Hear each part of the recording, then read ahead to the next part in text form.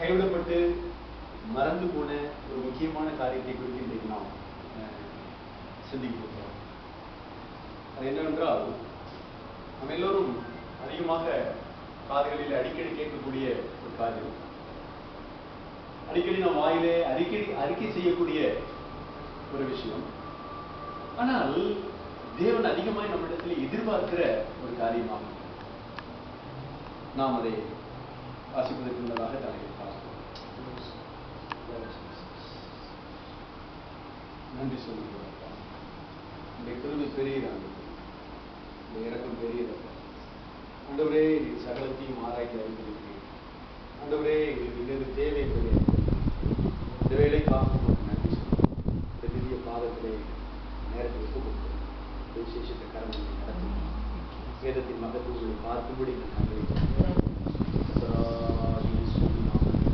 தாழ்மையோடு செவிக்க முடியும். ஆமென்.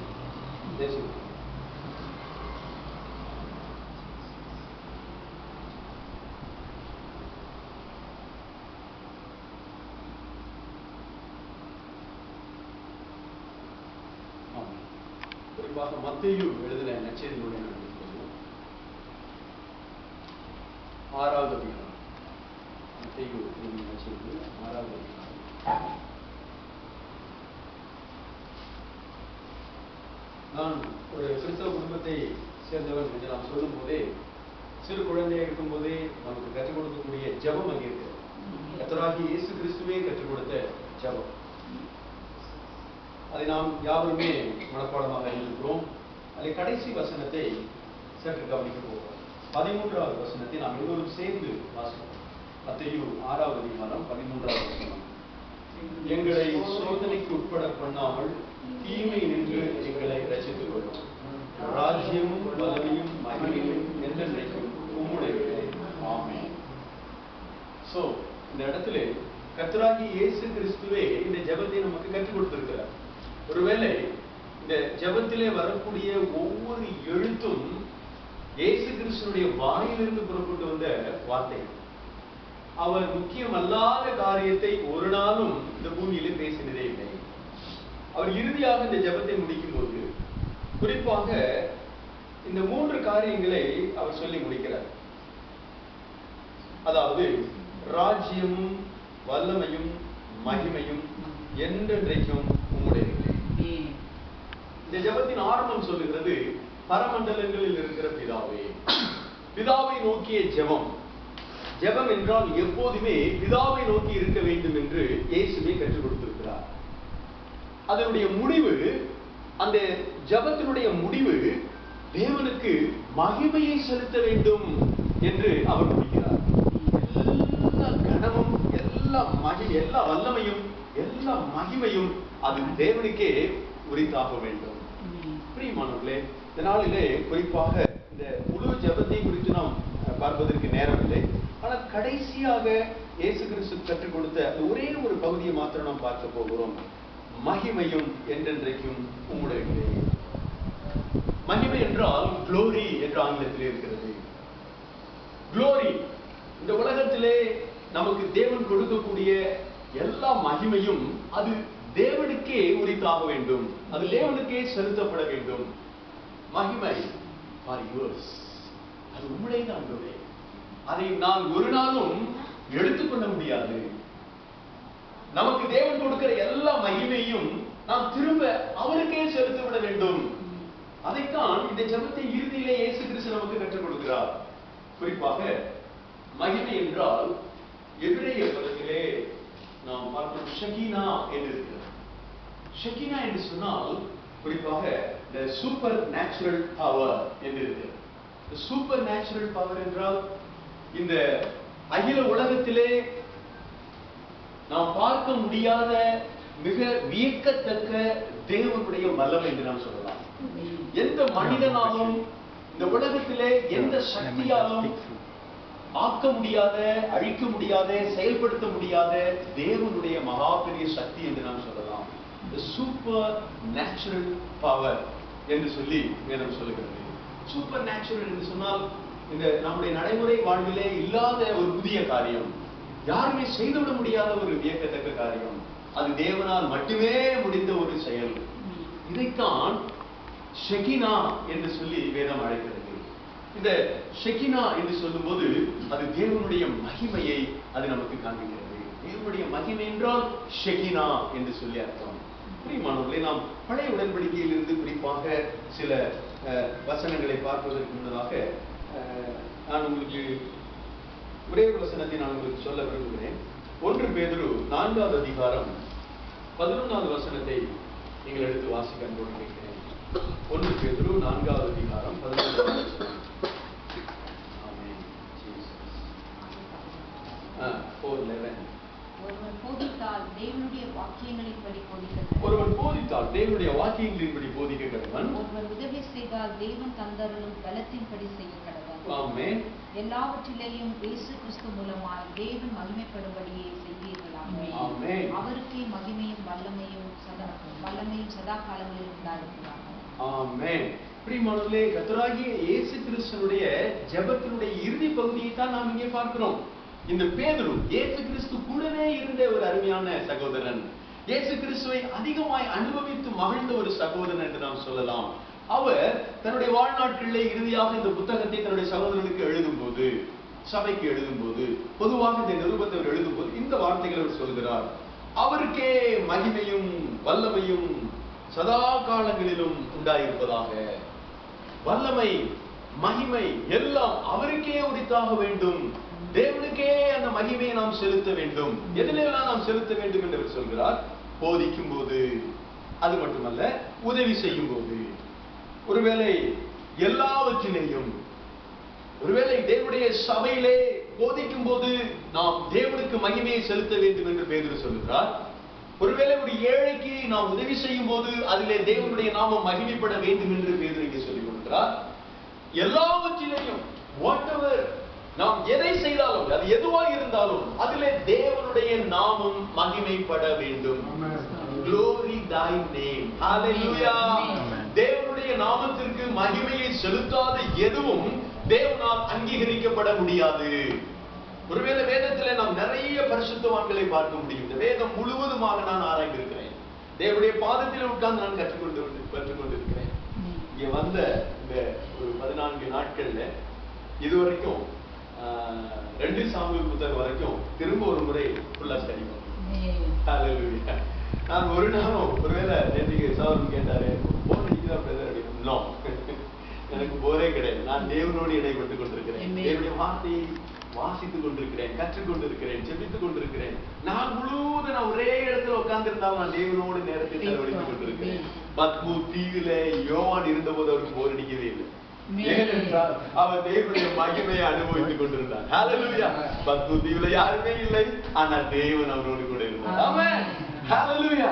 ஒருவேளை இந்த சிங்கப்பூர் கூட ஒரு தீவு தான் நினைக்கிறேன். தேவன் இந்த தீவுல கூட எனக்கு அவர் தம்முடைய மகிமையை வெளிப்படுத்திக் கொண்டிருக்கிறார், கற்றுக் கொடுத்துக் கொண்டிருக்கிறார். மாதத்திலே நேரத்தை செலவிட கர்த்தர் எனக்கு உதவி செய்து கொண்டிருக்கிறார். கர்த்தருடைய மகிமை உண்டாயிருப்பதாக.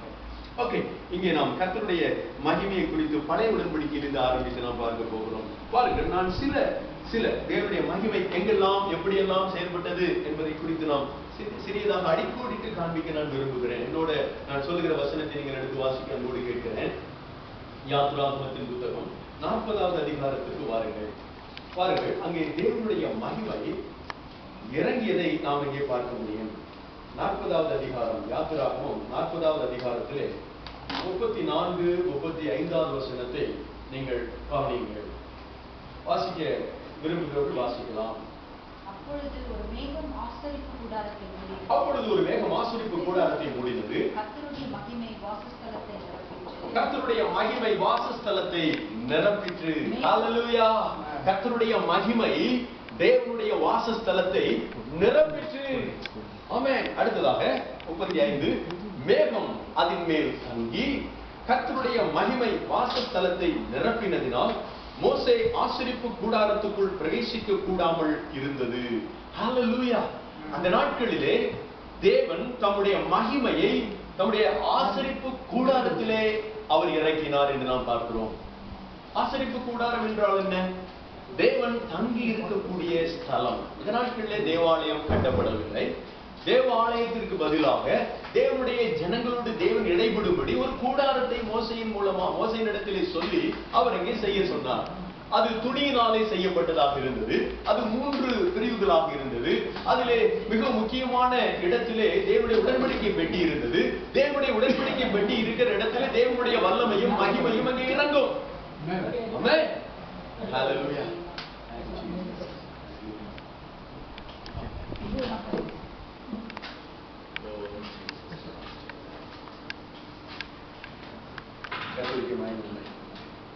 பாருங்கள், அங்கே தேவனுடைய ஆசரிப்பு கூடாரத்தில், அதாவது யாத்திராகமத்தின் புத்தகம் 40வது அதிகாரம் 34, 35வது வசனத்தை நாம் இப்போது தியானித்துக் கொண்டிருக்கிறோம். கர்த்தருடைய மகிமையை குறித்து நாம் பார்த்துக் கொண்டிருக்கிறோம். கர்த்தருடைய மகிமை என்றால் என்ன என்பதை குறித்து நாம் பார்த்துக் கொண்டிருக்கிறோம். கர்த்தருடைய மகிமை என்றால் ஷெகினா என்று சொல்லி நாம் பார்த்தோம்.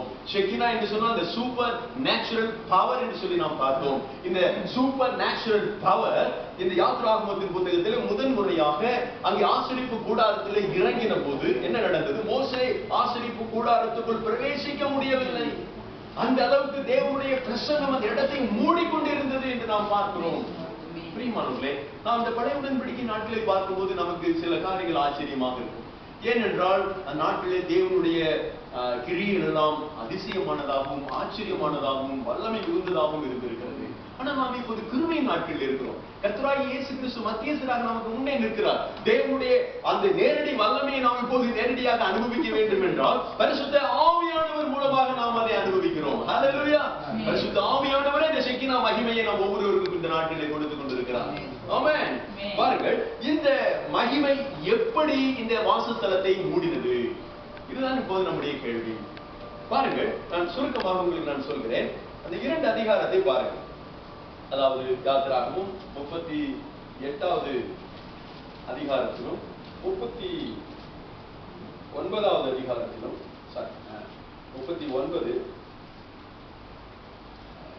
39வது அதிகாரத்திலிருந்து பாருங்கள். முதல் வசனத்திலே கர்த்தர் மோசேக்கு கற்பித்தபடியே என்று ஆரம்பிக்கிறது. நீங்கள் வரிசையாக அதை பார்ப்பீர்கள் என்றால் கிட்டத்தட்ட 17 முறை அவர் கர்த்தர் கற்பித்தபடியே என்று சொல்லி அங்கே போடப்பட்டது. 21வது வசனத்தின் கடைசி பகுதியை பாருங்கள். கர்த்தர் மோசேக்கு கற்பித்தபடியே கட்டினார்கள். 26வது வசனத்திலே மோசேக்கு கற்பித்தபடியே என்று அங்கே இருக்கிறது. 29வது வசனத்திலே மோசேக்கு கற்பித்தபடியே செய்தார். 31வது வசனத்திலே கர்த்தர் மோசேக்கு கற்பித்தபடியே என்று இருக்கிறது. 32வது வசனத்திலே கர்த்தர் மோசேக்கு கற்பித்தபடியே. யோசித்து பாருங்க. அதே போல 42வது வசனத்திலே, 43வது வசனத்திலே, 40வது அதிகாரத்திற்கு நீங்கள் வருவீர்கள் என்றால் அதை போலவே நாம் பார்க்க முடியும். 16வது வசனத்திலே கர்த்தர் தனக்கு கற்பித்தபடி எல்லாம் மோசே செய்தான். அதே போல 22வது வசனத்திலே இருக்கிறது கர்த்தர் மோசேக்கு கற்பித்தபடியே. 24வது வசனத்திலே இருக்கிறது. அதே போல 26வது வசனம், 28வது வசனம், 32வது வசனம். பிரியமானவர்களே, 17 முறை இந்த 2 அதிகாரத்திலே கர்த்தர் கற்பித்தபடியே மோசே செய்தான். மோசே யார் இடத்திலே கர்த்தர் கற்பித்தபடி சொன்னானோ அதையெல்லாம் அவர்களும் செய்தார்கள். இறுதியாக ஆசரிப்பு கூடாரத்தில் கர்த்தருடைய மகிமை வந்து இறங்கியது. ஆமென். ஒருவேளை ஆசரிப்பு கூடாரத்துல மகிமை வந்து இறங்கணும்னா எல்லாரும் 40 லட்சம் ஜனங்களை ஓஹோன்னு கத்தனா இறங்குவான்? இறங்க முடியாது. அங்கே மோசே கர்த்தர் என்ன சொன்னாரோ அதை அப்படியே கீழ்ப்படிந்தார். ஆமென். Obey the Lord's word. மோசேக்கு தேவன் என்ன கற்பித்தாரோ அதை அப்படியே ஜனங்கள் கேட்டு அப்படியே கீழ்ப்படிந்தார்கள். They are totally surrendered. தேவனுடைய வார்த்தைக்கு அணுவளவும் அசையாமல் அப்படியே அவர்கள் செய்து முடித்தார்கள். கர்த்தருடைய மகிமை இறங்கியது. ஹல்லேலூயா. இன்றைக்கு வாசஸ்தலம் என்று சொன்னால் நம்முடைய வீட்டை வாசஸ்தலம் என்று சொல்லலாம். நம்முடைய சபையை தேவனுடைய வாசஸ்தலம் என்று சொல்லலாம். நம்முடைய இருதயம் கூட தேவனுடைய வாசஸ்தலம் தான். ஹல்லேலூயா. We are the temple of living God. தேவன் நம்முடைய இருதயத்திலே வாசம் பண்ணுகிறார். நம்முடைய குடும்பத்திலே தங்கி இருக்கிறார். நம்முடைய சபையிலே அவர் கூடி வருகிறார், தங்கி இருக்கிறார். தேவனுடைய வாசஸ்தலத்திலே தேவனுடைய மகிமை இறங்க வேண்டும் என்றால் நான் என்ன செய்ய வேண்டும்? தேவன் எனக்கு என்ன சொல்லுகிறாரோ அதை அப்படியே நான் கீழ்ப்படிய வேண்டும். That's all. தேவன் எனக்கு சொல்லாத ஒன்றை நான் செய்யக்கூடாது. தேவன் எனக்கு சொன்னதை அனுபவம் பிசைக்கு நான் செய்துவிடக் கூடாது. தேவன் என்னை பார்த்து கொண்டே இருக்கிறார். தேவன் எனக்கு என்ன சொல்லுகிறாரோ அதை நான் செய்கிறேனா இல்லையா என்று சொல்லி தேவன் கவனித்துக் கொண்டே இருக்கிறார். மனுபுத்திரன் மேல் எப்பொழுதும் கண்ணோக்கமாக இருக்கிறார் என்று தாவீது சொல்கிறார். தேவன் ஒரு காரியத்தை, நாம் ஒரு பொறுப்பை, ஒரு செயலை நம்மிடத்திலே அவர் கொடுக்கும் போது நாம் உண்மை உள்ளவர்கள் என்று சொல்லி நம்பி நம்முடைய கரங்களில் அதை கொடுக்கிறார். நாம் அதை சரியாக நிறைவேற்ற வேண்டும் என்று அவர் எதிர்பார்க்கிறார். ஃபார் எக்ஸாம்பிள், ஒரு குடும்பத்தை தேவன் கொடுக்கிறார். ஒரு கணவன் மனைவிக்கு ஒரு குழந்தையை தேவன் கொடுக்கிறார். ஒரு புருஷனை நம்பி ஒரு வேலையை கொடுக்கிறார். ஒரு மனைவியை நம்பி அந்த குடும்பத்தில் இருக்கிற பொருட்களை தேவன் கொடுக்கிறார்.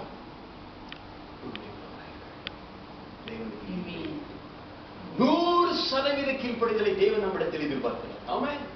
99.9 கூட கிடையாது.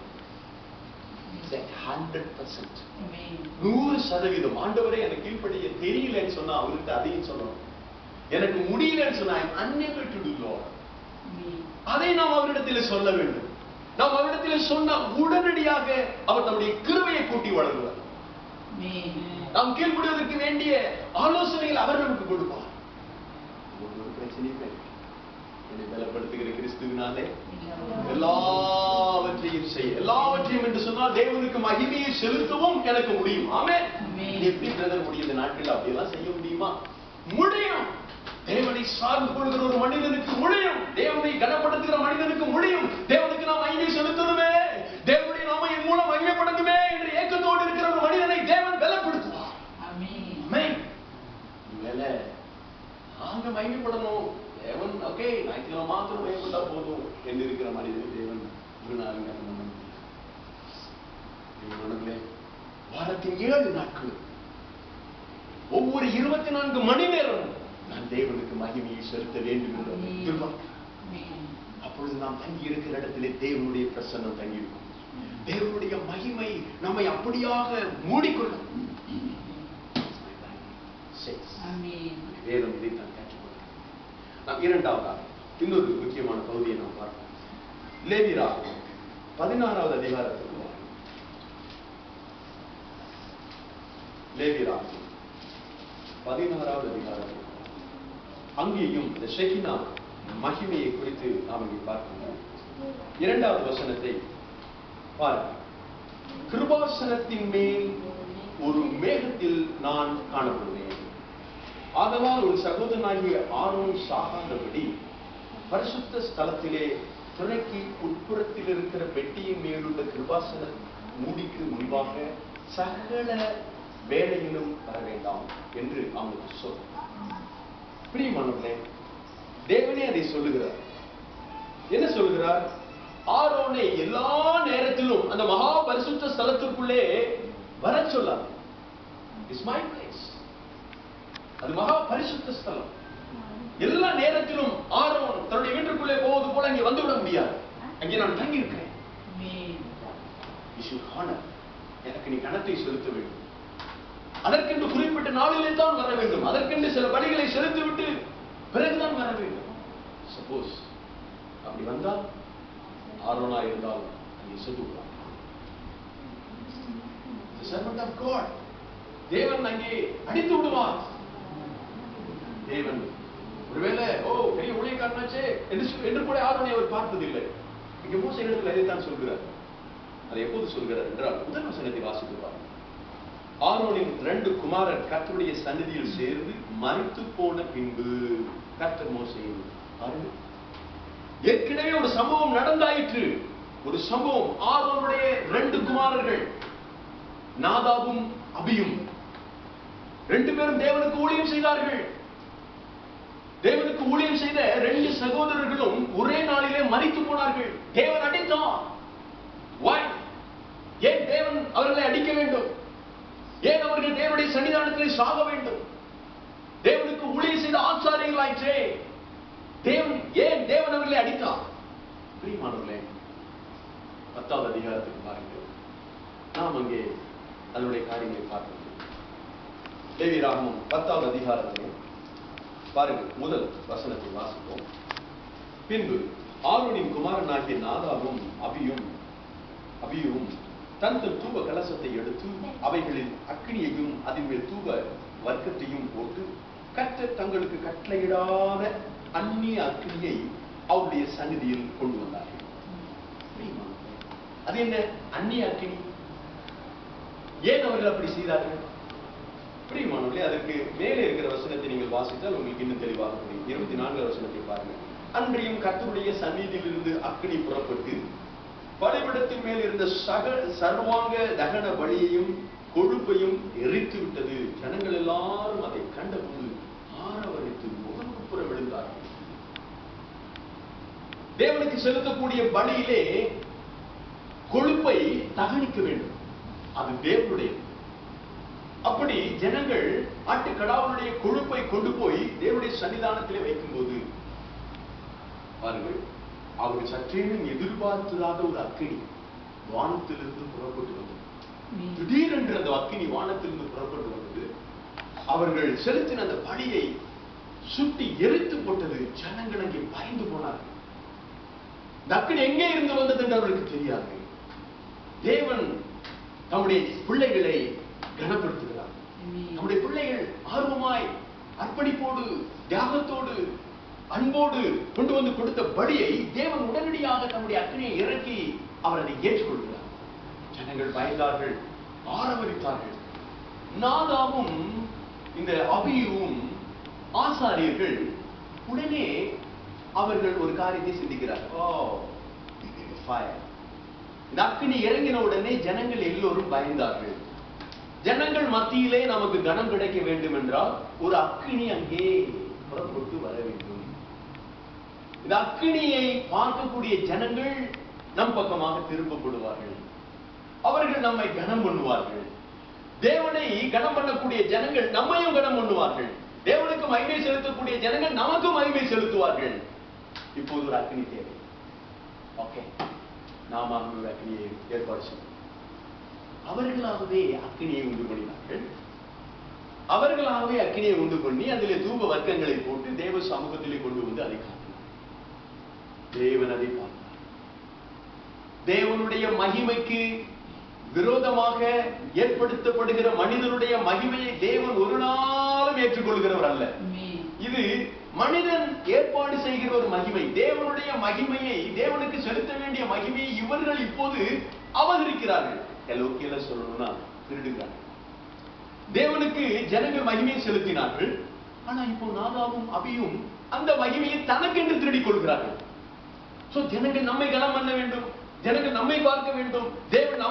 தேவனுக்கு கொடுக்கிற அதே கனத்தை, மகிமையை, அதே சந்தோஷத்தை நம்மை பார்க்கும் போது ஜனங்கள் கொடுக்க வேண்டும் என்று தண்ணிய அக்கினி, அவர்களாகவே உண்டு பண்ணின அக்கினியை கொண்டு வந்து தேவ சமூகத்தில் வைத்த போது தேவன் பார்த்தார். தேவனுடைய மகிமை திரும்பவுமாய் இறங்கினது. அவர்கள் இருவரும் அதே இடத்திலே செத்து போனார்கள். பாருங்கள், 2ஆம் வசனம் அதைத்தான் சொல்றது. அப்பொழுது அக்கினி கர்த்தருடைய சந்நிதியிலிருந்து புறப்பட்டு அவர்களை பட்சித்தது. அவர்கள் கர்த்தருடைய சந்நிதியில் செத்தார்கள். இந்த அற்புதமான பெரிய ஆசாரியருடைய இந்த 2 பிள்ளைகளும் தேவனுக்கு மகிமையை செலுத்தாதபடினால் தேவன் அவர்களை அடித்தார். எங்கெல்லாம் தேவனுக்கு மகிமை செலுத்தப்படலையோ, எங்கெல்லாம் சொந்தமா அக்கினி புறப்பட்டு வருகிறதோ, அங்கெல்லாம் தேவன் தம்முடைய கிரியைகளை காண்பிப்பதில்லை. ஒருவேளை தேவனுடைய சபைக்குள்ளே, நம்முடைய குடும்பத்துக்குள்ளே, நமக்குள்ளே தேவனே மகிமையை கொண்டு வந்து நிரப்ப வேண்டும், தேவனே நம்மை நடத்த வேண்டும் என்று விரும்புகிறார். தேவனே நமக்குள்ளே ஒன்றை கொண்டு வர வேண்டும், தேவனே நம்மை நடத்த வேண்டும், தேவனே ஒரு ஆலோசனை கொடுக்கணும். தேவன் சொல்லாத ஒன்றை நாம் செய்யக்கூடாது. தேவன் நமக்கு எதையுமே சொல்லல, ஓகே நாமாவே செய்வோம். ஒரு அந்நிய அக்கினி என்றால் அதுதான். தேவன் சொல்லவே என்ன, ஓகே நாம் செய்வோம். இந்த பாடத்தை நான் தேவனுடைய பாதத்திலே கற்றுக்கொண்டேன். அன்று சொன்னாரே, நான் சொன்னா அதை மட்டும் செய், நான் சொல்லாததை செய்ய. தேவன் எனக்கு எதை சொல்கிறாரோ அதை மாத்திரமே நான் செய்ய பழகி கொண்டிருக்கிறேன். அதிலே தேவன் எனக்கு கனத்தை கொடுக்கிறார், தேவனுக்கு மகிமை கொடுக்கிறார், தேவன் என் மூலம் அவர் மகிமைப்படுகிறார். அல்லேலூயா. பிரியமானவர்களே, நாம் எல்லா சூழ்நிலையிலும் தேவன் நமக்கு சொல்கிற காரியத்தை மாத்திரம் செய்தால் போதும், தேவனுடைய நாமம் நம் வாழ்க்கையை மகிமை. ஆமென். ஓகே, நாம் 3ஆவதாக இன்னொரு முக்கியமான காரியத்தை பார்ப்போம். இதற்கு ஒத்த ஒரே மாதிரியான சம்பவம் புதிய ஏற்பாட்டிலும் இருக்கிறது. அதை நீங்கள் பாருங்கள். தேவனுக்கு மகிமையை செலுத்தாத இன்னொரு குடும்பத்தை நாம் இங்கே பார்க்கிறோம். அப்போஸ்தலர் நடவடிக்கைகள் 5வது அதிகாரத்திலே அனனியா சபிரா என்று சொல்லி ஒரு குடும்பம் அங்கே இருக்கிறது. பாருங்கள், இவர்களும் அங்கே தேவனுக்கு மகிமையை செலுத்த தவறினார்கள். அங்கே என்ன நடந்தது என்றால், அனனியா என்னும் முதல் வசனத்திலிருந்து பாருங்கள். அனனியா என்னும் பேருள்ள ஒருவனும் அவருடைய மனைவியாகிய சபிராலும் தங்கள் காணியாட்சியை விற்றார்கள். அவர்களுக்கு இருந்த சொத்தை விற்று அன்றைக்கு அப்போஸ்தலருடைய பாதத்திலே கொண்டு வந்து வைத்து எல்லோரும் பொதுவாக அனுபவித்துக் கொண்டிருந்தார்கள். அவர்கள் அதை விற்று கொண்டு வந்து அப்போஸ்தலருடைய பாதத்திலே கொடுக்கும் போது ஒரு விகிதத்தை எடுத்து தங்களுக்கு என்று வைத்துக் கொண்டார்கள். விற்பதற்கு முன்னதாக அது அவர்களுடையது, விற்றதற்கு பிறகும் அதன் கிரயம் அவர்களிடத்திலே தான் இருக்கிறது. அதை கொண்டு வந்து அப்போஸ்தலருடைய பாதத்திலே, ஊழியக்காரருடைய பாதத்திலே வைக்கும் போதும் அது அவருடைய பெயரிலே தான் இருக்கும். ஃபார் எக்ஸாம்பிள், தேவனுடைய ஆலயத்திற்கு என்று நீங்க ஒரு பொருளை வாங்கி கொடுக்கிறீர்கள். அதை பார்க்கும்போது உங்களுக்கு என்ன ஞாபகம் வரும்? வாங்கி கொடுத்தோம், நன்றி, நல்லா உழைக்கிறது, நன்றி. அது பெயர் எழுதணும்னு அவசியம் இல்லை. உபயம், ராபர்ட் ஃபேமிலி, சாரி அப்படி யாரும் இல்லை. மகிமை தேவனுக்கு நாம் செலுத்தும் போது நிச்சயமாக தேவன் அங்கே மகிமைப்படுவார். நமக்கு மகிமையே வேண்டாம். நான் பார்த்திருக்கிறேன் அநேக ஆலயங்களிலே, அநேக பெரிய பெரிய ஆலயங்களிலே. ஒரு நாள் ஒரு சர்ச்சுக்கு போயிருந்தேன், பார்த்தேன் காணிக்கை பெட்டியில கூட ஒருத்தரோட பேர் இருந்துச்சு. காணிக்கை பெட்டியும் மேல இருக்கு, கீழே உபயம் சோ ஃபேமிலி. எனக்கு அதை பார்க்கும்போது காணிக்கை போட வரும்போதுலாம் யார் அங்க மகிமைப்படுவா? So family. நாம் தேவனுக்கு மகிமையை செலுத்த வேண்டும் என்று தேவன் எதிர்பார்க்கிறார். ஆமென். நாம் அங்கே தேவனுக்கு செலுத்தின உடனே அது யாருடைய கணக்கில் இருக்கிறது? அந்த ஆஃபரிங் யாருடைய கணக்கில் இருக்கு? நம்முடைய அக்கௌண்ட்ல தான் இருக்குது. ஆமென். நாம் இங்கே தேவனுக்காக கொடுக்கக்கூடிய ஒரு காணிக்கை யாருடைய அக்கௌண்ட்ல போய் டெபாசிட் ஆகுது? தேவனுடைய அக்கௌண்ட்லயா, நம்ம அக்கௌண்ட்லயா? யாருடைய அக்கௌண்ட்ல? தேவனுக்கு கொடுக்கிறோம். தேவன் நம்முடைய அக்கௌண்ட்ல தான் வைக்கிறார். நம்முடைய காசு அவருக்கு தேவையே இல்லை. யாராவது காசு கொடுத்து தேவன் சாப்பிட்டு இருக்காரா? அப்படி காரியமே இல்லை. நாம் இங்கே தேவனுக்காக செய்யக்கூடிய எந்த செயலையும் தேவன் நம்முடைய அக்கௌண்ட்லேயே பரலோகத்திலே சேர்த்து வைக்கிறார். ஆமென். நாம் அதை நன்றாக புரிந்து கொள்ள வேண்டும். தேவனுக்காக என்று ஒன்றை செய்யும் போது தேவன் நம்முடைய பட்சத்திலேயே அதை வைத்து வைக்கிறார். என்னுடைய பிள்ள அன்னைக்கு ஆலயத்துக்கு பெரிய பெல் வாங்கி கொடுத்தாப்பா, தேவன் அதை நம்முடைய அக்கௌண்ட்ல தான் வச்சிருக்கார். ஒரு புதிய நபரை ஆலயத்துல கூட்டிட்டு வந்தான், தேவன் அதை என்ன பண்ணுவார்? ஜீவ புத்தகத்தில் எழுதி வச்சுக்கோ. பிரியமானவர்களே, நாம் செய்யக்கூடிய எந்த கிரியைக்கும் தேவன் ஒரு பலனை வைத்துக் கொண்டே இருக்கிறார். ஒரு 12 வருஷத்துக்கு முன்னாடி ஒரு அன்பர் சகோதரன் இந்த ஊர்ல தான் இருக்கிறார். அவர் எங்க இருக்காரு ஒரே ஒரு முறை சந்தித்தேன். நான் கிட்டார் போட்டு பாட்டு பாடிட்டு வந்தேன். ஒரு ஸ்கூல்ல போய் சின்ன பிள்ளைகளுக்கு பாட்டு சொல்லி கொடுத்துட்டு வந்தேன். அவர் என்ன சந்திச்சார். பிள்ளைங்க இதை வாசிக்க முடியாது. இங்கே ஸ்கூல் போயிட்டு வரும் சின்ன பிள்ளைகளுக்கு பாட்டு கதை சொல்லி கொடுத்துட்டு வந்தேன். கீபோர்டு வாசிப்பீங்களா? வாசிக்கணும். கீபோர்டு இருக்கா? இல்லை. அவ்வளோதான். விசாரிச்சுட்டு போயிட்டார். 1 இயருக்கு பிறகு இந்த சிங்கப்பூர்லேருந்து அன்னைக்கு 8,000க்கு ஒரு கீபோர்டு வாங்கி எனக்கு அனுப்பிச்சுட்டார். நான் அவரை பார்த்ததே இல்லை. அதுக்கப்புறம் இது வரைக்கும் அவரை நான் சந்தித்ததும் இல்லை. அந்த கீபோர்டு இப்போ வரைக்கும் சின்ன கீபோர்டு இன்னைக்கு வரைக்கும் தேவனுடைய நாம மகிமைக்காக ஊழியத்திலே நல்ல சக்கப்போடு போட்டுருக்கு. ஹல்லேலூயா. ஒவ்வொரு முறையும் அதை நான் கீயெல்லாம் ஆடி பண்ணதான் ஆடி போச்சு. இருந்தாலும் அது கீன்னு சவுண்ட் விடும் போதெல்லாம் யாருடைய நாமம் மயப்படுங்க? தேவனுடைய நாமம் மயப்படும். அந்த கீபோர்டு திறக்கும் போது எனக்கு யார் ஞாபகம் வரும்? அந்த சகோதரன். அந்த சகோதரன் ஆசிரியர் அது யாருக்கு தெரியும்? உங்களுக்கு எங்க இருக்காருன்னு எனக்கு தெரியும். தேவன் நம்மை நினைத்துக் கொண்டே இருப்பார், நம்மை பார்த்துக் கொண்டே இருப்பார். நாம் செய்யக்கூடிய ஒவ்வொரு காரியத்திலும் தேவன் அங்கே நமக்காகவே அதை டெபாசிட் பண்ணிட்டே இருக்கிறார். என்ன ஸ்ரீபுதேசத்துக்கு ஒரு குடும்பம் என்ன கூட்டிட்டு வந்திருக்காங்க. தேவனுடைய நாமம் இங்க வந்து மையப்படுது. என்னுடைய நாமம் மையப்படல, சாரி, எனக்கு யாரும் எனக்கு கொடுக்க வேண்டாம். தேவனுடைய நாமம் மையப்படுது. தேவனுடைய அக்கௌண்ட்ல அவங்க பேர் என்ன பண்ணுவார்? எழுதி வச்சிருக்கீங்க.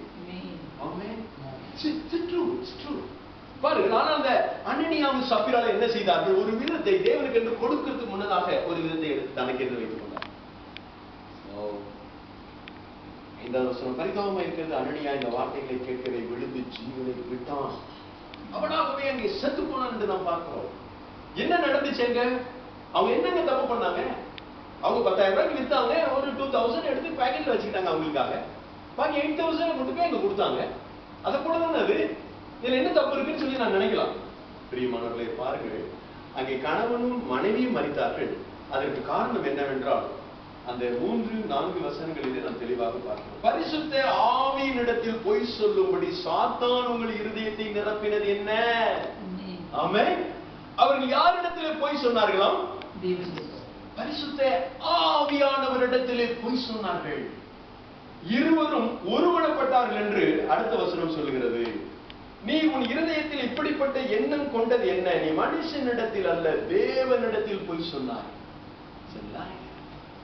தேவனிடத்திலே. தேவன் அந்த ஆசீர்வாதம் யார் கொடுத்தார்? தேவன் தான் கொடுக்கிறார். அதை சம்பாதிக்கிறதுக்கு பெலனை யார் கொடுக்கிறார்? தேவன் தான் கொடுக்கிறார். அதை சேமிப்பதற்கு ஆலோசனை யார் கொடுக்கிறார்? தேவன் தான் கொடுக்கிறார். எல்லாம் தேவனுடையது. அதை அப்படியே கொண்டு வந்து யாருக்கு கொடுக்கிறாரு? தேவனுக்கு கொடுக்கிறார். அது யாருடைய பேர் இருக்க போகிறது? அவங்க பேர் தான் இருக்க போகிறது. தேவன் அது எல்லாவற்றையும் அளந்து அளந்து அளந்து அளந்து அளந்து வைத்திருக்கிறார். ஒரு ஏழை விதவை 2 ரூபாயை கொடுத்தா கூட அதை கூட தேவன் என்ன கொடுத்தார்? அக்கௌண்ட் பண்ணி வச்சிருக்கார். ஆமென். பிரியமானவர்களே, தேவன் நம்மிடத்திலே ஒரு உக்கிரானத்துவத்தை எதிர்பார்க்கிறார், ஒரு உண்மையை எதிர்பார்க்கிறார். நாம் தேவனுக்கு மகிமையை செலுத்த வேண்டும் என்று சொல்லி அவர் எதிர்பார்க்கிறார். தேவனுடைய மகிமை, பரிசுத்த ஆவியானவர் இன்றைக்கு நாம் மத்தியிலே இறக்கி கொண்டிருக்கிறார். தேவனுடைய சக்தி நாம் மகிமை ஒவ்வொரு மனிதனையும் இப்போது நிரப்பிக் கொண்டிருக்கிறது. நாம் தேவனுக்கு உண்மையா இருக்கும்போது நாம் செய்யக்கூடிய காரியங்கள் எல்லாம் பரிசுத்த ஆவியானவர் என்ன பார்த்துட்டு இருக்காரு, எனக்குள்ள இருக்கிறார், வாசமா இருக்கிறார், நடத்துறாரு. நான் இதை உண்மையா செய்வேன், தேவனுடைய பார்வையில் உண்மையா செய்வேன். சோ தேவனை பார்த்துட்டு இருக்கிறார். நாம் தேவனை ஏமாற்ற முடியாது. தேவன் ஏமாறவும் மாட்டார். இன்னைக்கு ஏமாத்திர 10 வருஷத்துக்கு பிறகு வட்டியோட குட்டி போட்டு வாங்கிடுவார் நம்மகிட்ட. நான் பார்த்துருக்கேன். 1 ரூபாய் நம்ம தேவனிடத்துல சீட் பண்ணாலும் 100 ரூபாய் நம்ம கையில இருந்து வாங்கிடுவோம். நாம் தேவனை ஏமாற்ற முடியாது. தேவனுக்கு விரோதமாக நாம் எதையும் செய்ய முடியாது. தேவனுக்கு பயந்து அவருக்கு மகிமையை நாம் செலுத்த வேண்டும் என்று நாம் இங்கே பார்க்கிறோம். ஹல்லேலூயா. மூன்றாவதாக இன்னொரு முக்கியமான காரியத்தை பார்க்கிறோம். யோசுவாவின் புத்தகத்திலே 7ஆவது அதிகாரத்திலே நாம் இங்கே ஆகான் என்று சொல்லி ஒரு மனிதனை பார்க்கிறோம். இந்த இஸ்ரவேல் ஜனங்கள் எல்லோரும் ஆயி பட்டணத்தை அவர்கள் போரிட்டு ஜெயிக்க போகும்போது ஒரு 3000 பேர் போனாலே போதும், அந்த பட்டணத்தை நாம் ஜெயித்து விடலாம் என்று சொல்லி வேவு பார்த்தவர் சொல்கிறார்கள். உடனே 3000 பேர் போகிறார்கள். ஆனால் அங்கே 36 பேர் கொல்லப்பட்டார்கள். 3000 பேரும் அங்கே புறமுதுகு காட்டி ஓடினார்கள். மிகப்பெரிய தோல்வியை சந்தித்தார்கள். யோசுவா தன்னுடைய வஸ்திரங்களை கிழித்துக் கொண்டு முகங்குப்புற விழுந்து, ஓ தேவனாகிய கர்த்தாவே, இந்த தோல்விக்காக எங்களை அடிச்சுட்டு வந்தீங்க, எரிகோ பட்டணத்துல வெற்றியை கொடுத்தீங்க, இங்க அடுத்தது ஆயிப்பட்ட சின்ன பட்டணத்துல நாங்க தோற்று போயிட்டோமே என்று சொல்லி கதறி அழுகிறார். தேவன் சொல்கிறார், பாருங்கள் இந்த 9வது 10வது வசனத்தை பாருங்க. அப்பொழுது கர்த்தர் யோசுவாவை நோக்கி, எழுந்திரு, நீ இப்படி முகங்குப்புற விழுந்து கிடக்கிறது என்ன? இஸ்ரவேலர் பாவம் செய்தார். தேவன் சொன்னார், இஸ்ரவேலர் எல்லாரும் பாவம் செய்துட்டாங்கப்பா, உன் மேல ஒரு தப்பு இல்லை. உடனே சீட்டு போட்டு பார்க்கிறார்கள். அது ஆகானுடைய பெயருக்கு விழுந்து. அந்த ஆகானை யோசுவா சந்திக்கிறார். பாருங்கள் 19வது வசனத்தை பாருங்கள். அப்பொழுது யோசுவா ஆகானை நோக்கி, மகனே, நீ இப்பொழுது இஸ்ரவேலின் தேவனாகிய கர்த்தரை மகிமைப்படுத்து. ஏன் ஆகானை பார்த்து யோசுவா அப்படி சொன்னாரு?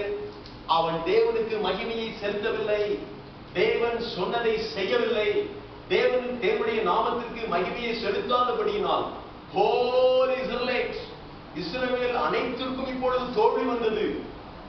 ஒருவேளை நம்முடைய குடும்பத்துல ஒரு நபர் தேவனுக்கு மகிமையை செலுத்தலைன்னா ஹோல் ஃபேமிலிக்கு லாஸ் வரும். ஒரு நபர் தேவனுடைய நாமத்திற்கு மகிமையா காரியங்களை செய்யலைன்னா ஹோல் ஃபேமிலியில ஏதோ ஒரு பக்கம் ஒரு சரிவு விழும். தேவனோட போய் ஒப்புரவாக வேண்டும். தேவனோட ஒப்புரவாகி தேவனுக்கு மகிமையை செலுத்தும் போது அது மறுபடியும் ரெக்கவர் ஆகும். பிரியமானவர்களே, பாருங்கள், அந்த ஆகானை அழைத்து தேவனாகிய கர்த்தருக்கு விரோதமாய் பாவம் செய்தேன், இன்னென்ன பிரகாரமாக செய்தேன். 20ஆம் வசனத்துல அவர் சொல்றார், ஆகான் சொல்றார். 21ஆம் வசனத்துல என்னென்னலாம் செய்தாராம்? கொள்ளையிலே நேர்த்தியான ஒரு பாபிலோனிய சால்வையும் 200 வெள்ளி சேக்கலையும் 50 சேக்கல் நிறையான ஒரு பொன் பாலத்தையும் நான் கண்டு இச்சித்து எடுத்துக்கொண்டேன். முதல்ல பார்க்கிறாரு, அப்புறம் இச்சிக்கிறாரு, அப்புறம் எடுத்துக் கொடுக்கிறாரு. தேவனுடைய நாமத்திற்கு மகிமையை செலுத்த முடியாதபடி இந்த இச்சை தான் நம்மை அநேக நேரத்திலே தடை செய்கிறது. அவைகள் என் கூடாரத்தின் மத்தியில் பூமிக்குள் புதைத்து இருக்கிறது, வெள்ளி அதன் அடியில் இருக்கிறது என்றார். யுத்தத்துக்கு போறாரு, எரிகோ பட்டணத்துல எல்லாத்தையும் அடிச்சு சுக்குநூறா உடைச்சு தீ கொளுத்துகிறார்கள். ஆக ஒரு இடத்துல சண்டை போடுறாரு, ஒரு விஷயம் வாங்குறாரு, ஒரு நல்ல ஷால் இருக்கு, நல்ல அருமையான ஷாலா இருக்கு.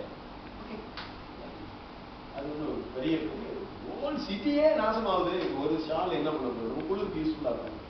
எடுத்து கொஞ்சம் கோல்டு, ஓகே, இன்னொன்று பெரிய பிரச்சனை இல்லை, கொஞ்சம் சில்வர், இது யாரும் என்ன பண்ண போறாங்க, எடுத்து வைத்து அதை கொண்டு வந்து தன்னுடைய வீட்டிலே தன்னுடைய கூடாரத்திற்கு கீழாக புதைத்து விட்டார். தேவன் என்ன சொன்னார் என்று பாருங்கள், 6வது அதிகாரத்திலே 18வது வசனத்தில், ஏற்கனவே தேவன் இவைகள் எல்லாவற்றையும் எச்சரிப்பாக சொல்லியிருக்கிறார். பாருங்கள், சாபத்தீடானதில் ஏதாயிலும் எடுத்துக் கொள்ளுகிறதினாலே நீங்கள் சாபத்தீடாகாத படிக்கும், இஸ்ரவேல் பாளையத்தை சாபத்தீட்டாக்கி அதை கலங்க பண்ணாத படிக்கும் நீங்கள் சாபத்தீடானதற்கு மாத்திரம் எச்சரிக்கையார்கள். தொற்றாதீங்க, அதெல்லாம் சாபத்தீடானது, அதை தொடக்கூடாது என்று ஆண்டவர் சொன்னார். 19வது வசனத்தை வாசிக்கலாமா? சகல வெள்ளியும் பொன்னும் வெண்கலத்தினாலும் இரும்பினாலும் செய்யப்பட்ட பாத்திரங்களும் கர்த்தருக்கு பரிசுத்தமானவைகள், அவைகள் கர்த்தரின் பொக்கிஷத்தில் சேரும். கோல்டும் வெள்ளியும் சில்வரும் அது தேவனுடைய அக்கௌண்ட்ல சேரணும். இப்ப யார் அக்கௌண்ட்ல சேர்த்துருச்சு? ஆகான் அக்கௌண்ட்ல சேர்த்துருச்சு. தேவனுடைய அக்கௌண்ட்ல சேரணும்னா அங்கதான் சேரணும்.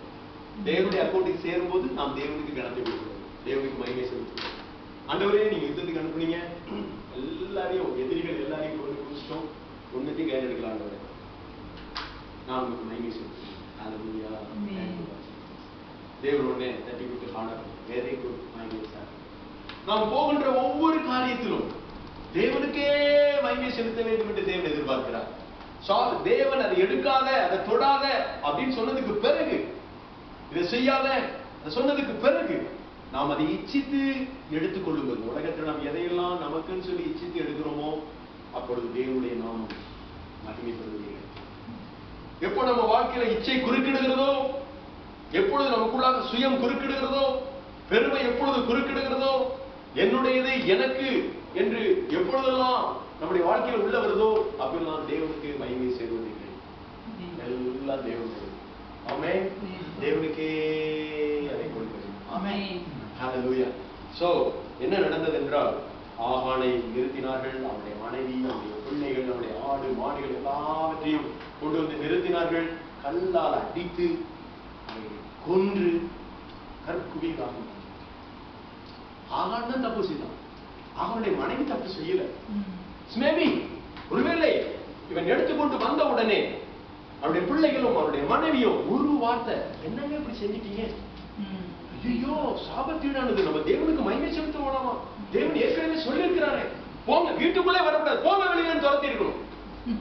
மனைவி என்ன பண்ணா, இருங்க மண்வெட்டி எடுத்துக்கோங்க, தம்பி கதவை சாத்து, குடும்பமா சேர்ந்து தோண்டி கூடாரத்து கீழே வச்சாங்க. வெள்ளியை மட்டும் பத்திரமா எல்லாத்துக்கும் அடியில வச்சாங்க. வெள்ளி அன்னைக்கு அதோட காஸ்ட்லியா இருந்துக்கலாம். தேவன் பார்த்துட்டே கூடாரத்தின் கதவை மூடும் போது தேவன் பார்த்தார், கூடாரத்துக்கு உள்ள நடக்கிறதையும் தேவன் பார்த்துட்டே இருக்கிறார், மண்ணுக்கு அடியில இருக்கிறதையும் தேவன் பார்த்துட்டே இருக்கிறார். சோ எல்லாரும் ஒருமனப்பட்டு செயல்படுறீங்களா? போங்க. நான் நினைக்கிறேன், ஆடு மாடு என்ன பாவம் செஞ்சது? சாபத்தீடான மனிதனுடைய எதுவும் சாபத்தீடான. ஒருவேளை தேவன் அவனுக்குன்னு சொந்தமானது எதுவுமே இந்த பூமியில் இருக்கக்கூடாது, ஏனென்றால் அவனை எனக்கு மகிமையை செலுத்தவில்லை. நான் பார்த்திருக்கேங்க, எத்தனையோ குடும்பங்கள், நல்ல வாழ்ந்த குடும்பங்கள் அப்படியே குட்டி சவரா போய் அப்படியே மண்மேடா இந்திய தேசத்துல எத்தனையோ இடங்களை நான் பார்த்திருக்கேன். கிராமங்கள் அப்படியே அஸ்திவாரம் போட்டிருக்கும் வீடு, அப்படியே ஒண்ணுமில்லாம போய் கிடக்கும். நான் பார்த்திருக்கிறேன் நிறைய வீடுகள், நிறைய வயல் நிலங்கள், இது யாரோடதுன்னே தெரியாது. ஆளே ஒருத்தருமே இருக்க மாட்டாங்க. எவனாலும் அந்த வீட்டுல வேலை செஞ்சாலும் வேலைக்காரங்க, அப்படி அவங்க இன்னைக்கு அனுபவிச்சுட்டு தேவன் அந்த வேறு வரைக்கும் பிடுங்கி தூரம் போட்டுறார். தேவனுக்கு மகிமை செலுத்துகிறார். நாம் தேவனுக்கு மகிமை செலுத்த வேண்டும் என்று அவர் எதிர்பார்க்கிறார். நாம் தேவனுக்கு மகிமையை செலுத்த வேண்டும் என்று அவர் நமக்கு சொல்லிக் கொடுக்கிறார். இப்படி செய்தீங்கன்னா என்னுடைய நாம் மகிமை கொடுப்பா. அது என்னுடைய அந்த மகிமை, அது நீ எதுக்காக, நான் உனக்கு ஸ்பெஷலா தரேன், நீ இதை செய்வேன்னா நான் உனக்கு அதை தருவேன். நாம் தேவனுடைய மகிமையை ஒரு நாள் அப்படி கிடைக்க. ஓகே, நாம் தொடர்ந்து இன்னொரு முக்கியமான காரியம் 2 சாமுவேல் புத்தகம் 6வது அதிகாரம். 2 சாமுவேல் புத்தகம் 6வது.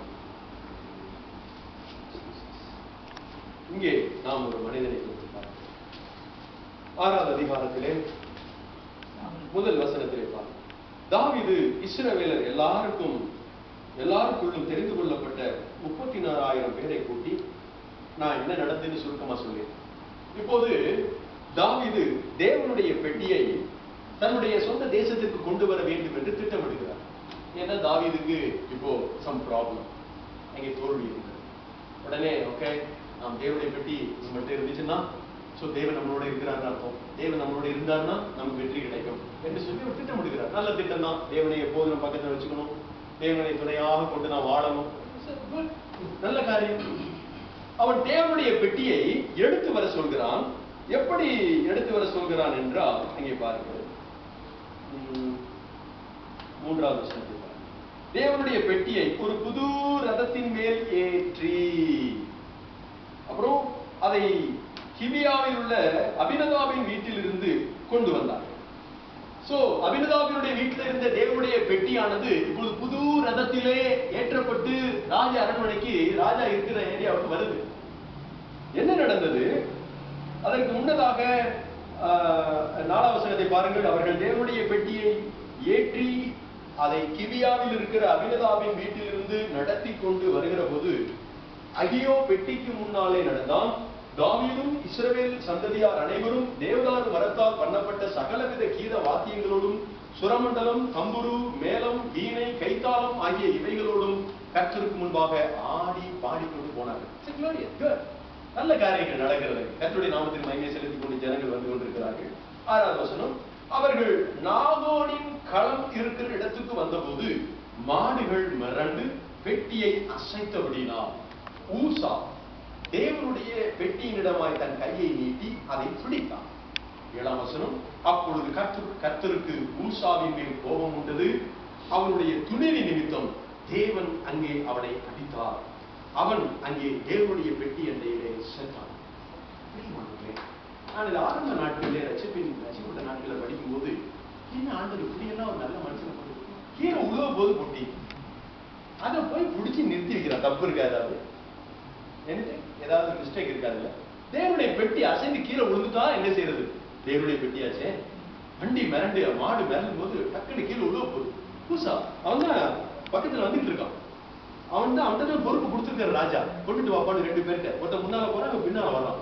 அசைந்து கீழே விழும்போது போய் அதை போய் தாங்கி பிடிக்கிறான். போகும்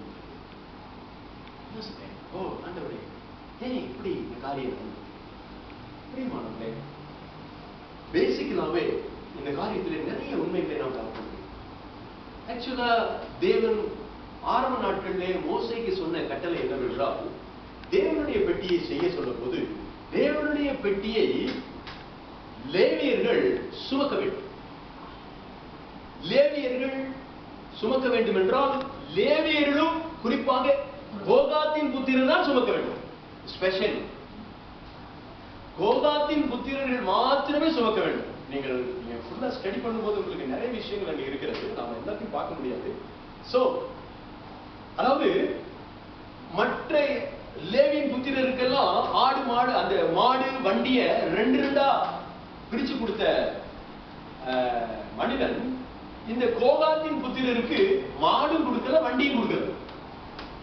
அவர்கள் தேவனுடைய பெட்டியை தோளிலே சுமக்க வேண்டும் என்று தேவன் சொன்னார்.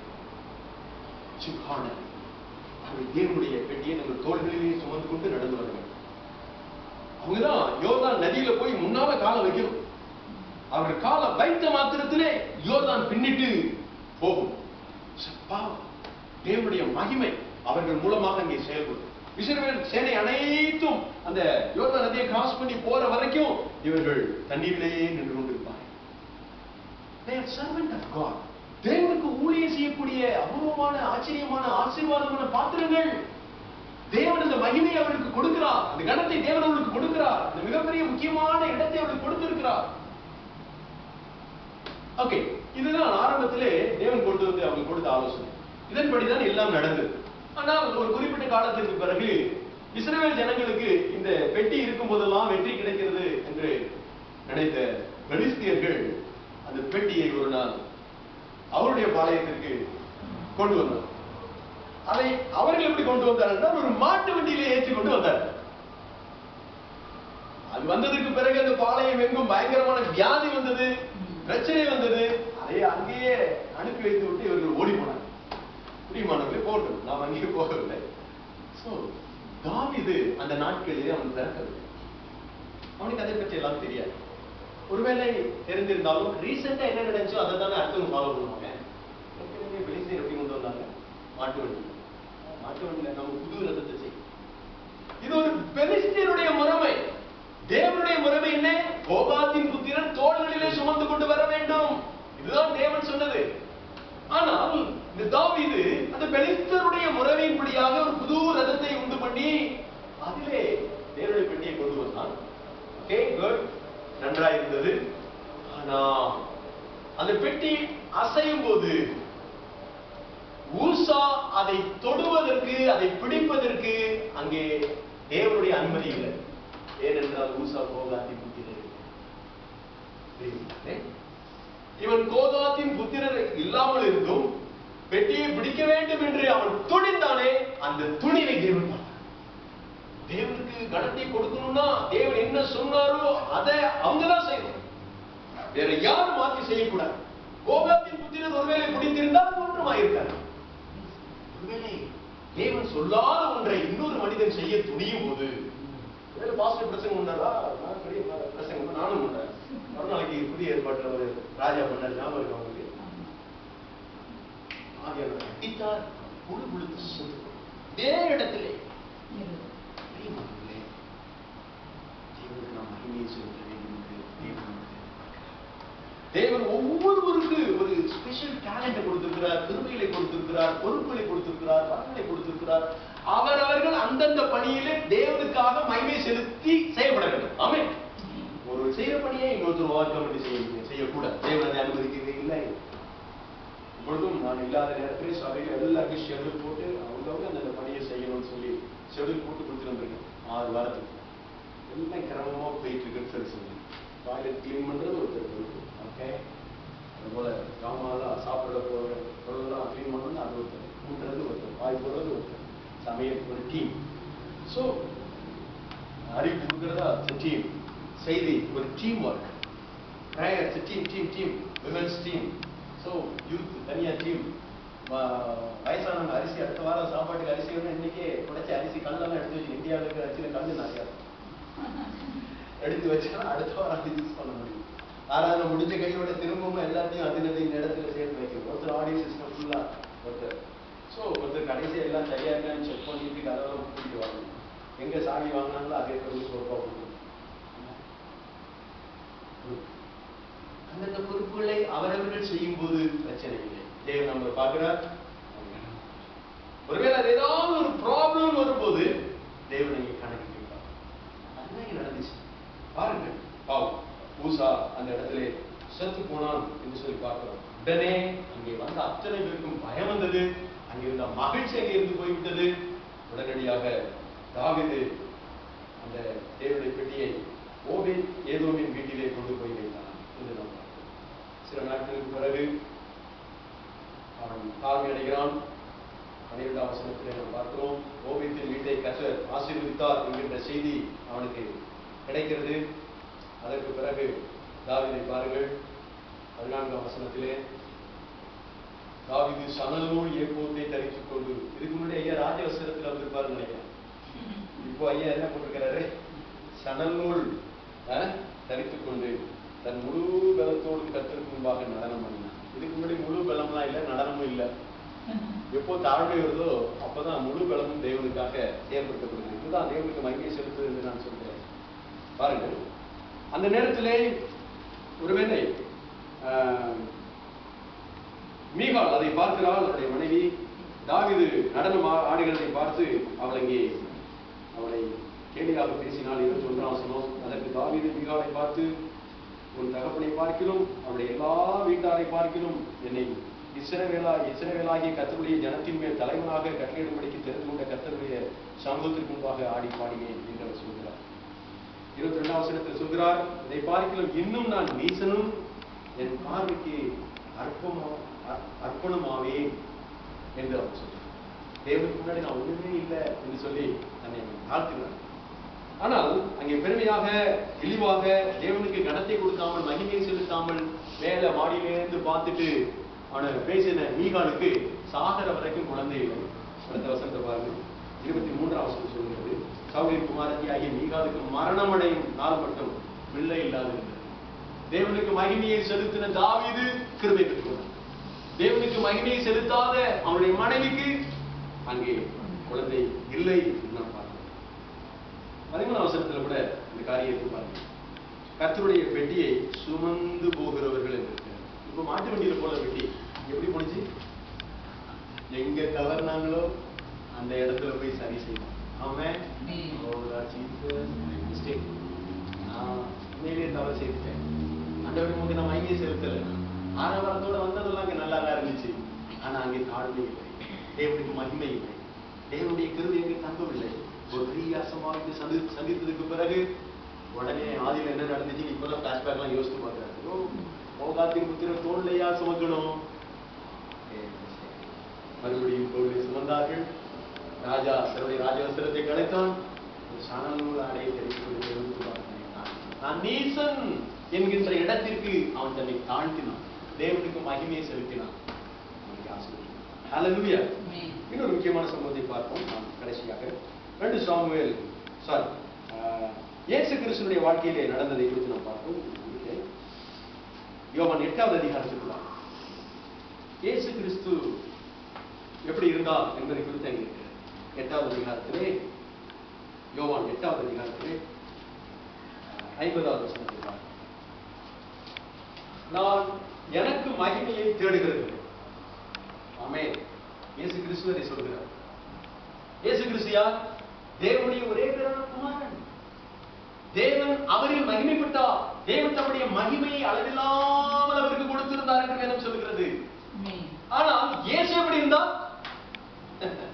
நான் எனக்கு மகிமையை தேடுகிறது இல்லை. இந்த பூமியில நான் வாழ்கிற நாளெல்லாம் இப்படித்தான் வாழ வேண்டும். நாம் நமக்கு மகிமையை தேடக்கூடாது. நம்மை தேடி மகிமை வரும்போது அப்படி புஷ் பண்ணு. எப்படி ஒரு வீரர் ஒரு ஒளியை வாங்கி அப்படி வேற பக்கம் வீசிட்டு பாருங்க. அது போல நமக்கு மகிமை வரும் இந்த பூமியில. நல்லா பிரசங்கம் பண்ணீங்க, ஹல்லேலூயா. அப்படியே எல்லா மகிமையும் சபையில் அடிக்கடி இதை எல்லாத்தையும் செக் பண்ணிட்டே இருக்கேன். சமையல் கொண்ட சகோதரனை பார்த்து கேட்பேன், பிரதர் ரசம் சூப்பர் அப்படின்னு சொல்லுவோம். சொல்லலைன்னா அடுத்த வாரம் அவருக்கு சமையல் கல்வியை பிடிக்க முடியும். அடிக்கடி செக் பண்ணி யாரெல்லாம் கொஞ்சம் பெருமையா போறாங்க அவங்க போட்டு உட்காந்து ஆன்லைன் பார்க்க தேவனுக்கு மகிமையை செலுத்த வேண்டும் என்பதை நான் கற்றுக் கொடுக்கிறேன். ஒன் ஃபேமிலி கிட்டத்தட்ட 80 பேர் அங்க இருக்கோம். ஒன் ஃபேமிலி நாங்கள் எல்லோருமே குடும்பமாக தேவனுக்கு மகிமையை செலுத்த கற்றுக் கொண்டிருக்கிறோம். பிரியமானவர்களே, இன்றைக்கு அதைத்தான் நான் உங்கள் மத்தியிலே பகிர்ந்து கொள்கிறேன். இயேசு தனக்கென்று மகிமையை தேடவே இல்லை. ஒருவேளை நம்மளை பார்த்து குட் நல்லா பண்ணிட்டீங்கன்னு சொன்னா எல்லா மகிமையும் கனமும் உம்முடைய. ஆமென். எல்லா மகிமையும் நம்ம தேவனுக்கு. இந்த வீட்டை பார்த்து சொல்றாங்க, சூப்பரா இருக்கு, வெரி குட், நல்ல வீடு கட்டிட்டீங்களா, வெரி குட் வாங்கிட்டீங்கன்னு சொன்னாங்க. என்ன சொல்லணும்? All glory yours. முடியல, எல்லாம் முடியல, எல்லாம் முடியும். உடைய கரத்திலிருந்தே வாங்கி உமக்கு கொடுக்கிறோம். ஆமென். இதுல இடையில நான் என்னத்தை மகிமையை சம்பாதிக்க பாருங்க. நோ, ஒன்றுமே இல்லை. நாம் எதையும் கொண்டு வந்ததும் இல்லை, எதையும் கொண்டு இல்லை. இடையில வாழக்கூடிய நாட்களிலே தேவனுக்கு மகிமையான ஒரு வாழ்க்கையை வாழ வேண்டும். இயேசு கிறிஸ்துவுக்கு இன்னொரு வசனத்தை பாருங்கள். 54வது வசனத்தை பார்க்கிறேன். அதிலே 54 இயேசு பிரதித்திரமாக, என்னை நானே மகிமைப்படுத்தினால் அந்த மகிமை வீணாயிருக்கும். ஆமென். நம்மை நாமே மகிமைப்படுத்தினால், இன்னைக்கு நிறைய ஊழியக்காரங்க பார்த்திருக்கிறேன். நிறைய ஊழியக்காரர் பிரசங்கத்துல அவர்கள் தங்களை குறித்தே மகிமையாக பேசுவார்கள். பிரியமானவர்களே, நம்மை குறித்து நாம் மேன்மையா பேசுறதுல ஒரு காரியமும் இல்லை. அங்கே எல்லா மகிமையும் தேவனுக்கே செலுத்தப்பட வேண்டும் என்று இயேசு கேட்டுக்கொள்கிறார். என் பிதா என்னை மகிமைப்படுத்துகிறார், மகிமைப்படுத்துகிறவர், அவரை உங்கள் தேவன் என்று நீங்கள் சொல்லுகிறீர்கள். அப்போ எல்லா மகிமையும் பிதாவுக்கே, தேவனுக்கே நாம் செலுத்த வேண்டும் என்று இயேசுவிடத்தில் நாம் கற்றுக்கொள்வோம். 5வது அதிகாரத்தில் கூட பாருங்க, 41வது வசனத்தை பாருங்கள். யோவான் 5:41.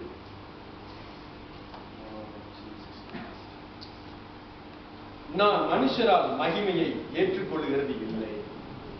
மனுஷரால் மகிமையை ஏற்றுக்கொள்கிறது இல்லை. ஒருவேளை ஒரு மனுஷன் வந்து ஒரு நாள் சொல்றான், நல்ல போதகரே அப்படிங்கிறான். உடனே இயேசு என்ன சொன்னார்? அப்பா, என்ன நல்லவன்னு சொன்னார். தேவன் ஒருவர் தான். இயேசு கிறிஸ்து இடத்துல ஊழியத்தை செய்தார். அந்த ஊழியத்தை செய்துட்டு அவர் நகரும் போது ஜனங்கள் எல்லாரும் இயேசுவை மகிமைப்படுத்தல, தேவனை மகிமைப்படுத்தினார்கள். எப்படி அவர் ஊழியம் செய்தார்? அவருடைய பேச்சில பிரசங்கத்தை முடிச்சோன்னு அவர் தானே மகிமைப்படணும். அவருக்கு மகிமைப்படலையே, தேவன் தான் மகிமைப்பட்டார்.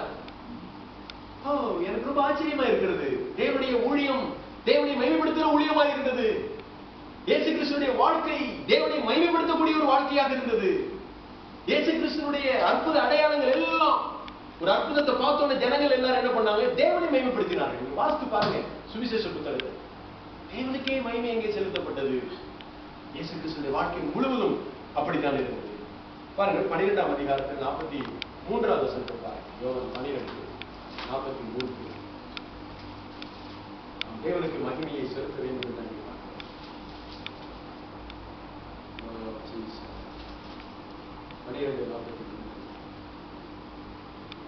அவர்கள் தேவனால் வருகிற மகிமையிலும் மனுஷனால் வருகிற மகிமையை அதிகமாய் விரும்பினார்கள். அந்த நாட்களிலே தேவாலயத்திலே, ஜபாலயத்தில் இருந்த பரிசேயர்கள், வேதபாரகர்கள், அவர்களுடைய ஆக்டிவிட்டிஸ், அவருடைய செயல்பாடுகள் எப்படி இருந்தது? தேவனால் வருகிற மகிமையிலும் மனுஷரால் வருகிற மகிமையை அதிகமாய் விரும்பினார்கள். ஆலயத்திலிருந்து வந்த உடனே எல்லாரும் அவங்கள பார்த்து பிரைஸ் லார்ட் சொல்லணும்னு விரும்பினாங்க. சந்தை வெளியில பார்க்கும்போது வழியில எல்லாம் அவங்க கனம் பண்ணணும்னு விரும்பினாங்க. இதை அவர்கள் எதிர்பார்த்தார்.